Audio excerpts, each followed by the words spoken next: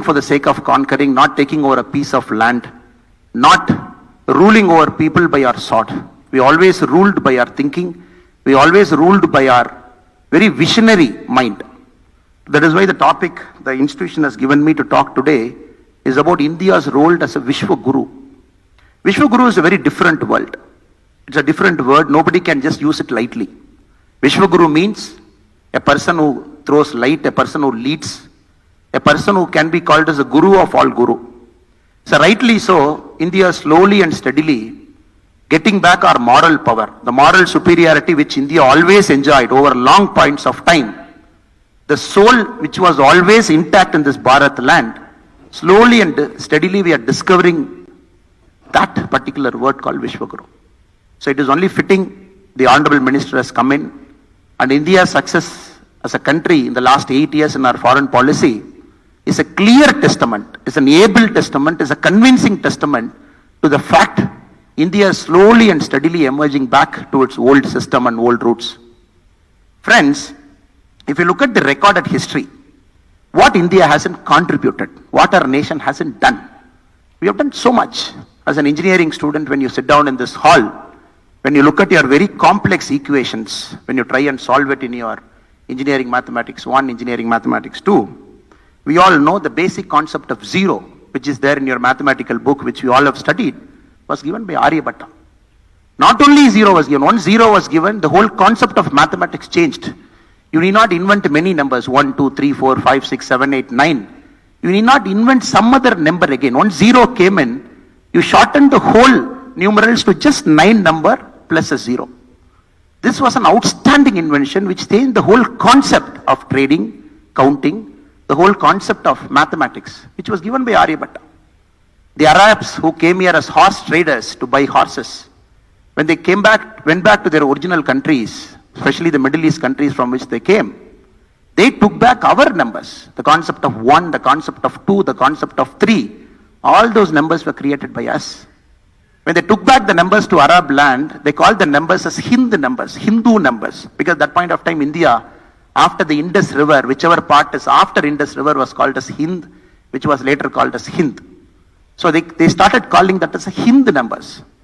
When that numbers from Arab world started going to Europe and America later, then the same number was called as Arabic numerals, which you call 1, 2, 3, 4, 5, 6, 7, 8, 9 as Arabic numerals, also went from India. Very, very complex equations that you try and solve now, especially the indeterminate equations, the Chakravala method, which is a cyclic algorithm. Once the Chakravala method, the Vedic mathematicians of India invented, you are able to solve the complex mathematical problems. Once you are able to solve complex mathematical problem, you are able to measure a distance from point A to point B, measure the distance between sun to moon, here to there, and especially in a globe, you are able to measure a distance between two different points. That changed the concept of astronomy, that changed the concept of navigation, that changed the concept of ship sailing. Again, that came from this land, the Vedic mathematics. If you go one step further and see what our country has contributed many, many years back, when John Dalton proposed the concept of atom, which we all have studied in physics, proton, neutron, electron, when John Dalton proposed, a century before, the great Saint Kannad developed the concept of Anu, developed the concept of atom, developed the concept of motion in a deepest particle. That is a century before John Dalton. We have given that. That was also given by this great soul called the spiritual soul in this great Bharat land. When the whole world was thinking Earth is stationary and all the planets were moving around Earth, and based on it millions of inventions happened, millions of great things have happened. Then a great man again from India called Aryabhatta, he proposed the first heliocentric theory. He said, look, the sun is stationary and everything is moving around the sun. Once the theory was proposed, validated and accepted, what the world was thinking for about 2000 odd years, it has to change its mind. Because till then all calculations were with the basic assumption, the earth is stationary and everything is moving around. That was also given by India. Again, if you get into the medicine field, the Susruta, the concept of medicine, the concept of plastic surgery, the first cataract surgery happened here. Again, the concept of Ayurveda, the concept of open surgery, whichever field you look at it, we had a very distinct stamp there. But unfortunately, what has happened? 600 years we were not controlling the narrative during the Mughals period. Then 350 odd years in the East India Company period, we were not controlling the narrative. So 700, 800 odd years, when textbooks were written, you were not part of it. When the Gutenberg printing press came in Europe, first time they started printing books. It was not printed with an Indian history. Somebody else printed with their history. The Hindu numerals were called as Arabic numerals in the printing press that was printed in Europe. So we have lost that kind of a small power, a large kind of vacuum we have done it. Now post-independence from 1947, all of you are seeing, including me, India's foreign policy, how the world countries are treating India. We were living at a time after 1947, we were so confused which economic model to follow. A great country called Bharat, which was standing as a world beacon to everybody in terms of our putting family at the center of our economic model, in terms of putting agriculture as the fulcrum of our economy. When such a great country, after 1947, we are struggling which economic model to follow. Is it the Russian model of 5-year plan? Is it the American model of an open country?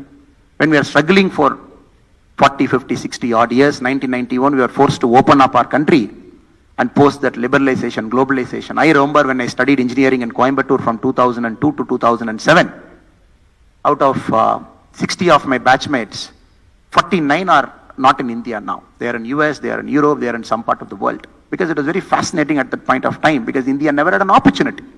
And everybody were looking at a MS in US, they were looking at a MTech there, or probably an MBA in a European country.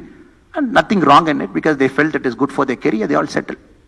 But if you look at the batch of Krishna, maybe 2 years, 3 years from now, when you graduate from the school, I can confidently say, 70-80% of you will be going to stay back in India.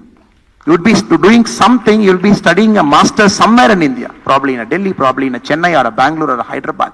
Because the world is changing, the fulcrum is shifting towards India. Some of the best, the finest universities, the reverse brain drain. People who are sitting in the Silicon Valley, they're coming back. India has just achieved its 100th unicorn. Unicorn is a very important barometer now for a youngster. When you look at a country, when you look at business as an opportunity, entrepreneurship as a goal, India has just hit its 100th unicorn. 100 companies, they have got a valuation of 1 billion or more, which is amazing. The last 1 year alone, 41 companies have entered into the unicorn territory, which is exactly amazing. If you look at the combined valuation of the 100 unicorns, it is $333 billion. $333 billion, 100 private companies, that is their valuation in India. Only other country which can compete with India in terms of unicorn is probably US now. No other country can compete. So unicorn is a metric because 10 years from now, many of these unicorns are going to be global conglomerates, having 10,000 people or more, or 50,000 people or more, or even 1 lakh people or more. That is the kind of India in which you are entering. India is getting back its moral supremacy, probably the last world power. Very, very importantly, we are doing it the Indian way. That is more important. We can do it in any other way, but we are getting back to our roots. We are doing it our Indian way. Especially when the minister is there, the honorable minister is going to expound many, many great things, what we have done in the last 8 years. But still, as a citizen of this country, what we felt very, very proud is for the first time, the citizens of India, we feel safe. Previously, we never know when the next bomb blast will happen. Is it going to be Mumbai? Is it going to be Hyderabad? Is it going to be an external element who will infiltrate and put a bomb? When I was a police officer for 9 years, that was the biggest worry for us. Will it be in Bangalore or will it be in some other major city? Now, because of our way of having a very matured and very aggressive foreign policy sometimes also, you are not seeing any bomb blast happening anywhere. No external element, be it China or be it Pakistan or be it anybody else. Probably this is the safest point in India's history you are living. And if you go one step further, when the British Prime Minister Boris Johnson came to Delhi some time back, he made a statement. I am alive because of 2 things. One, the nurses from Kerala were there in the ICU in England where I was admitted for COVID. And the 2 doses of vaccine that was put to me to come out of COVID was manufactured in India. Just look at it. 200 or 350 odd years you have come to India, you have taken our heart and soul, you have killed many of our industries, you have killed our agriculture, the artisan, the handicraft, and many things we have lost when East India Company was here. Now, a Prime Minister from that country coming to Delhi, standing in our soil, thanking Indians for saving his life and thanking Indian companies for generating that COVID vaccine because of which is alive. That is the level to which we have come. Not only have we vaccinated 200 doses in India, Vaccine Maitri, we have sent vaccines across the world. Africa, America, Europe, every single place our vaccines have gone. So that is the kind of India we are living. I'm just a night watchman. My role is just to warm up and deliver the stage to Muralidharan Ji, the authentic person, the person who's in the middle of things in the last many, many years, to show India in a very new light, to show all our achievements to you. So I deem it as a privilege to come here, talk to you. Especially, I think we are very, very happy. It is a great thing to be a youngster in India now. That too, it's a great thing to be in college.